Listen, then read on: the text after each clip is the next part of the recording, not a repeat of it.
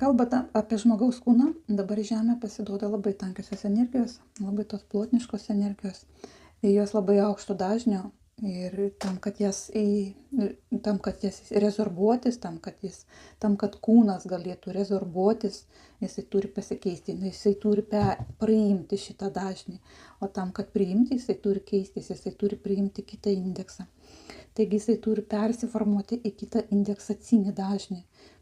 Taigi ląstelės ir flora turi perimti kitą kokybinį indeksą. Taigi kas buvo anksčiau, jau nebebus. Mes ankstesnėme amžiuje, iki šioliai dar vartojame mėsą, pieno produktus, gliuteną, cukrų. Tai yra pakankamai destruktyvūs produktai ir kūnas juos ankstesniuose vibracijose jisai priimdavo. Tai buvo sąlyginai normalus maistas kūnui.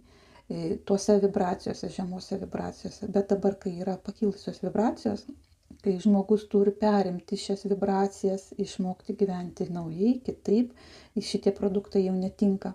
Jie tik tai neša naujose energijose, jie neša yra destruktyvų organizmui, ląsteliai, tai žemina organizmą, žemina jį, taip, žemina jo vibracijas, kūrė nekokybinę florą.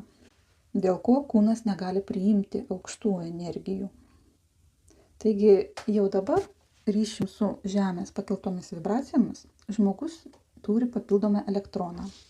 Jau dabar jisai veikiantis, jau dabar jisai sukasi žmogaus organizme, ląstelėse, jisai papildomas elektronas, jisai leidžia priimti daugiau deguonies, priimti aukštesnio dažnio energijos, taip, tik tai svarbu neįžeminti savo organizmui ir leisti jam vystytis ir priimti šias energijas, taip.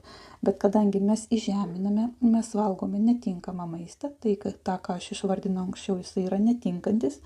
Pats efektyviausias ir daugiausia energijos duodantis yra augalinis maistas.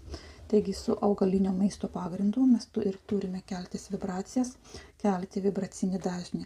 Augalinėme maiste yra labai palankus, yra grybai, lygiai taip pat juos galima vartoti, jie turi labai daug baltymų ir būtent grybai turi pakeisti mums mėsą. Būtent šie baltymai turi pakeisti mėsą. Taigi dėl atsiradusio naujojo elektrono mūsų organizme žmogaus amžius kis.